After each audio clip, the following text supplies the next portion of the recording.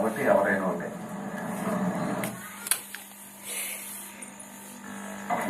ఒకటి అంటున్నారు.